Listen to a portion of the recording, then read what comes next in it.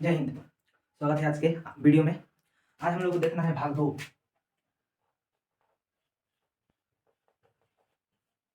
भाग 2 भाग 2 में देखना है हम लोग को। भाग 2 में है क्या? नागरिकता, सिटीजनशिप। नागरिकता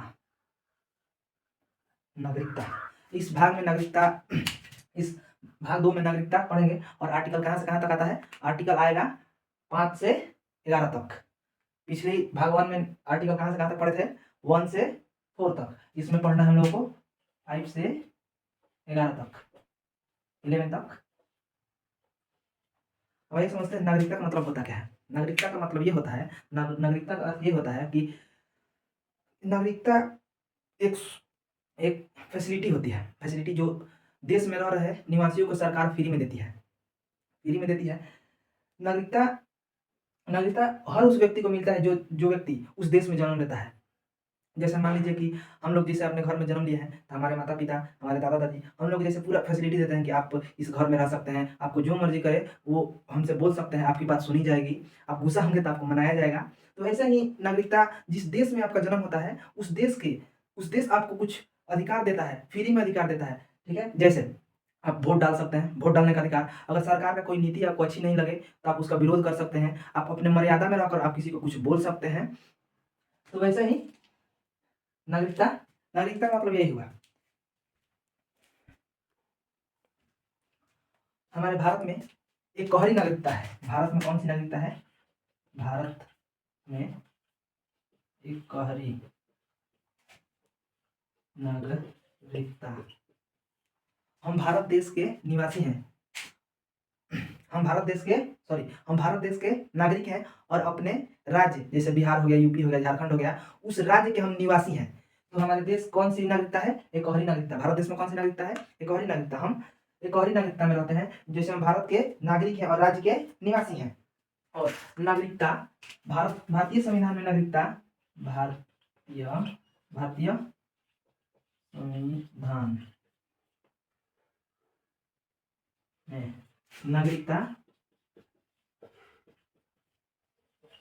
ब्रिटेन ब्रिटेन के ये ब्रिटेन के संविधान से लिया गया है। भारत में नागरिकता ब्रिटेन के संविधान से लिया गया है। ठीक है, यहाँ तक कोई दिक्कत? यहाँ तक समझ गए? जैसे हम भारत के नागरिक हैं, तो वैसे हम भारत के नागरिक होने का हम लोग के पास कुछ आइडेंटिटी कार्ड है। जैसे आधार कार्ड हो गया, वोटर आईडी कार्ड हो गया, और इंडियन पासपोर्ट हो गया। तो हमें वो जो दस्तावेज हैं, जो आइडेंटिटी कार्ड है जो, तो हमें दर्शाता है कि हम इंडियन हैं, हम भारत के नागरिक हैं। तो जैसे किसी की नागरिकता छीन ली जाती है, जैसे मान लीजिए किसी की नागरिकता छीन ली जाएगी, तो उसे देश से बाहर नहीं भेजा जाएगा, बल्कि वो सारे सुविधा जो फ्री में देश उस नागरिक को देता है वो उसे छीन ली जाएगी। जैसे कि आप बैंक में अकाउंट नहीं खुलवा सकते हैं, आपका आधार कार्ड रद्द कर दिया जाएगा। जिसे आधार कार्ड जाएगा तो वैसे आपके बैंक अकाउंट सीज हो जाएगा, बैंक अकाउंट नहीं खुलवा सकते हैं, आप पुलिस स्टेशन में अपना एप्लीकेशन नहीं दे सकते हैं, और आप कहीं जमीन नहीं लिखवा सकते हैं। जो सरकार से मिल रही सरकारी सुविधा है, फ्री में जो सरकार से मुफ्त में जो सुविधा मिलती है हर देशवासी को, हर देश के एक नागरिक को, वो आपको नहीं मिलेगा। ना कि आपकी नागरिकता समाप्त हो जाएगी तो आपको देश से बाहर निकाल दिया जाएगा। आपको देश से बाहर नहीं निकाला जाएगा, बल्कि वो सारी सुविधा आपको नहीं दी जाएगी। तो वैसे ही अब आइए बारी बारी से देखते हैं। आर्टिकल 1 से 11 तक देखते हैं।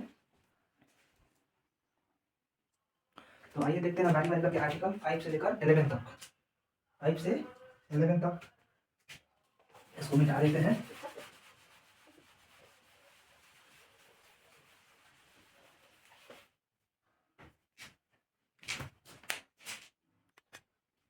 देखिए, अनुच्छेद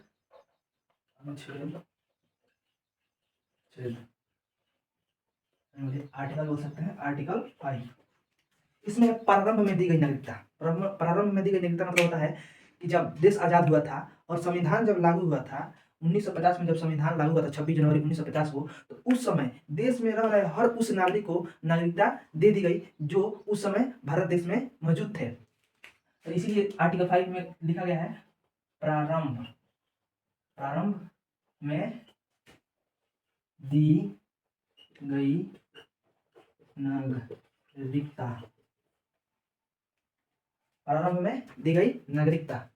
उसके बाद अनुच्छेद अनुच्छेद 6, इसमें कहा गया है पाकिस्तान से आ रहे लोगों को दी गई नागरिकता, क्योंकि 1947 में जब भारत भारत और पाकिस्तान का विभाजन हुआ था, तो कुछ लोग पाकिस्तान से भारत आना चाहते थे, कुछ लोग भारत से पाकिस्तान जाना चाहते थे। तो इसलिए आर्टिकल 6 में लिखा गया, अनुच्छेद 6 में लिखा गया है कि पाकिस्तान से आ रहे उन लोगों को नागरिकता दी जाएगी जो पाकिस्तान से भारत में आ रहे हैं। ठीक है, तो उसके बाद तो अनुच्छेद 6 में ये हुआ कि जब विभाजन के बाद नागरिकता दिया गया अनुच्छेद 6 के तहत कि पाकिस्तान से आ रहे उन लोगों को नागरिकता दी जाएगी, तो ऐसा होने लगा कि जिसका जो मन करता था भारत से पाकिस्तान जाता था, पाकिस्तान से भारत आता था। तो इसलिए इसको थोड़ा टफ करने के लिए इसमें परमिट रूल लाया गया। परमिट रूल यानी आप पाकिस्तान से भारत आएंगे तो एक फॉर्म भरना पड़ेगा। ठीक है, तो परमिट रूल लाया गया, इसमें लिखा गया है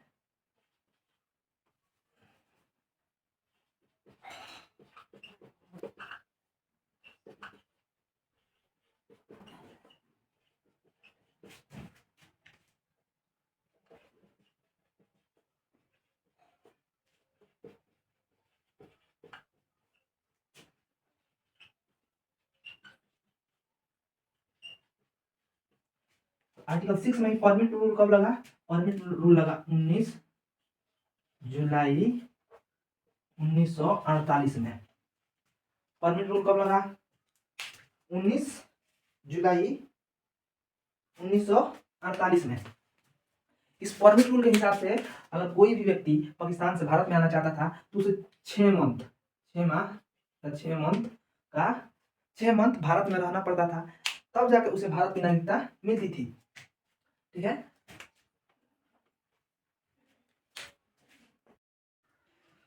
यहाँ तक समझ लिए। ये परमिट रूल इसलिए लगाया गया ताकि पाकिस्तान से कोई भी इंसान आ जाता और आता था जाता था, आता था जाता था, इसलिए उसको 19 जुलाई 1948 में परमिट रूल लगाया गया। और ये परमिट रूल 6 मंथ का, मतलब कोई भी पहले भारत में नागरिकता लेना बहुत आसान था, कोई भी आता था और 6 मंथ रहता था और भारत में नागरिकता ले लेता था। तो ये 6 मंथ के लिए परमिट रूल 6 माह वाला ये चला था 1985 तक। 1985 तक इसे बढ़ाकर 6 माह से किया गया 6 वर्ष, 6 वर्ष। ये परमिट रूल थोड़ा टफ करना इसलिए जरूरी था ताकि मान लीजिए कि कोई भी आता, जैसे आतंकवादी आता था सब, और 6 मंथ रहता था भारत में और भारत में नागरिकता लेकर और कहीं भी चला जाता था, कहीं भी पुलिस स्टेशन हो गया, कोई भी बड़ा बड़ा होटल हो गया, वहाँ पे जाके अपना आसानी से जो चाहता वो कर सकता था। इसीलिए उसको 1985 में बढ़ाकर 6 वर्ष किया गया। अभी वर्तमान में परमिट रूल को 7 वर्ष के लिए किया गया। वर्ष 7 वर्ष भारत में रहिए, उसके बाद आपको नागरिकता दी जाएगी परमिट रूल के हिसाब से। अब परमिट रूल लगा कब था? 19 जुलाई 1948 को। आर्टिकल कितना में है? तो आर्टिकल 6 में है, अनुच्छेद 6 में है परमिट रूल। उसके बाद आइए आर्टिकल 7 देखते हैं, अनुच्छेद 7। अनुच्छेद इसमें कहा गया है वैसे व्यक्ति जो संविधान बनने से पहले भारत में आ गए उनको नागरिकता दे दी जाएगी। ऐसे समझिए जैसे मैंने अपना देश आजाद हुआ था कब? 1947 में। 1947 में आजाद हुआ था और उसी समय 1947 में ही भारत और पाकिस्तान का विभाजन हो गया था। तो भारत और पाकिस्तान का विभाजन हुआ तो लोग आते थे जाते थे, तो उसके 1 साल बाद 1947 के 1 साल बाद 19 जुलाई 1948 को परमिट रूल लगा और अब भारत का संविधान लागू हुआ 26 जनवरी 1950 को। यही अगर 26 जनवरी 1950 से पहले जो भी व्यक्ति भारत में आ जाएगा उसे नागरिकता दे दी जाएगी, दे दी गई। किस आर्टिकल के हिसाब से? आर्टिकल 7। आर्टिकल 7 समझ में आ गया? वैसे व्यक्ति जो भारत में संविधान लागू होने से पहले भारत में पाकिस्तान से भारत में आ गए उन्हें नागरिकता दे दी जाएगी। ठीक है, उन्हें नागरिकता दे दी जाएगी। यहाँ तक कोई दिक्कत? आर्टिकल 7 तक समझ गए? ये लिख देते हैं।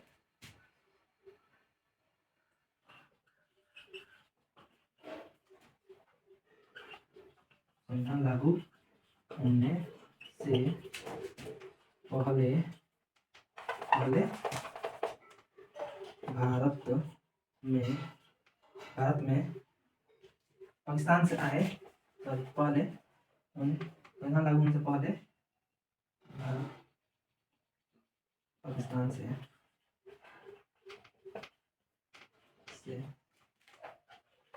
आए लोगों को नागरिकता दे दी जाएगी। ठीक है, भारत में संविधान लागू होने से पहले पाकिस्तान से आए लोगों को नागरिकता दे दी जाएगी आर्टिकल 7 के अनुसार। और आर्टिकल 7 कहता है, लिखते हैं यहाँ तो कोई दिक्कत। परमिट रूल अभी कितना है वर्तमान में? परमिट रूल अभी 7 वर्ष भारत में लिए, उसके बाद आपको भारत की नागरिकता दी जाएगी। वो भी नागरिकता देने में बहुत आपको दौड़ धूप करना पड़ेगा। आर्टिकल देख लेते हैं, उसके बाद देखते हैं नागरिकता किस हिसाब से कैसे कैसे मिलता है। आर्टिकल अनुच्छेद 8 देते हैं। अनुच्छेद 8, इसमें कहा गया है कि आप कहीं विदेश पढ़ने या विदेश कमाने या विदेश भ्रमण करने घूमने के लिए जाएंगे तो आपकी नागरिकता समाप्त नहीं होगी। नौकरी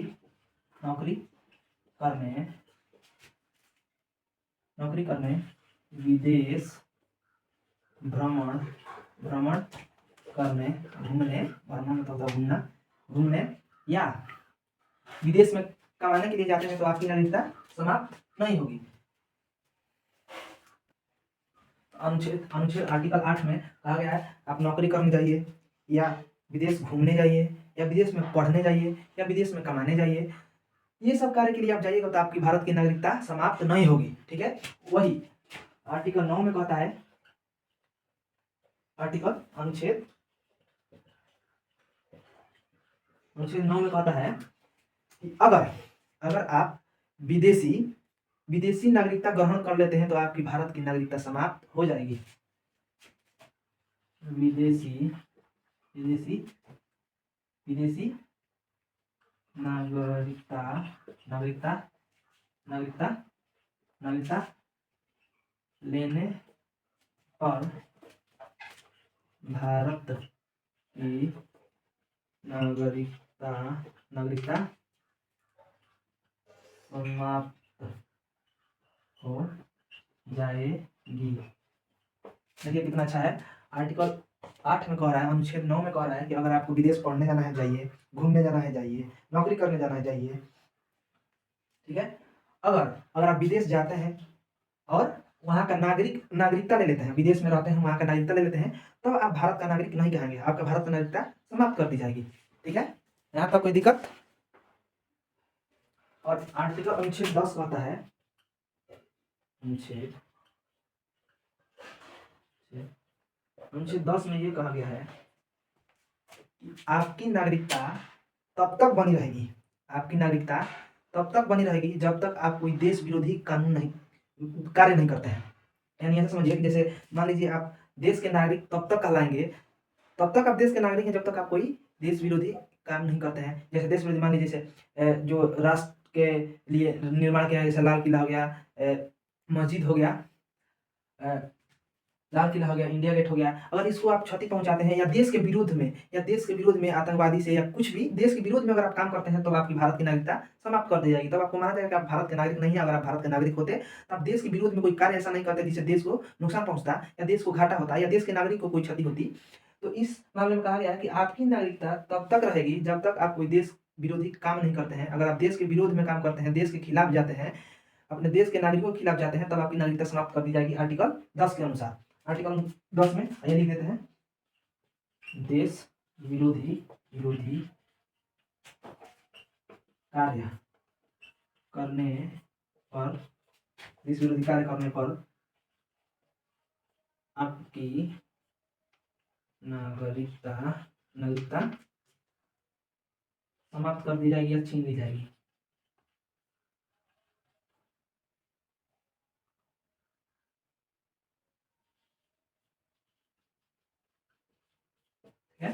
आर्टिकल 10 समझ में आ गया। इसके बाद आता है अनुच्छेद अनुच्छेद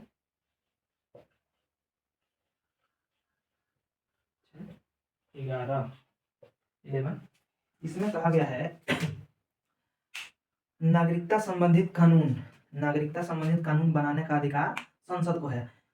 भारत में हर भारत के नागरिक को भारत में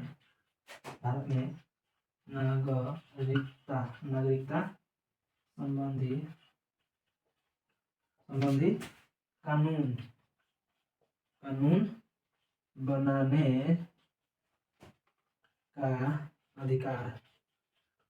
बनाने का अधिकार संसद को है, संसद के पास है।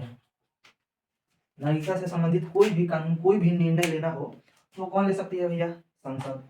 ठीक है, तो आज भाग 2 में देखिए आर्टिकल कहाँ से कहाँ तक 5 to 11, कहाँ से कहाँ तक 5 to 11 यहाँ तक तो देख लिए। आइए एक बार इसको रिकॉल कर लेते हैं। तो आर्टिकल 5 में क्या है? प्रारंभ में दी गई नागरिकता।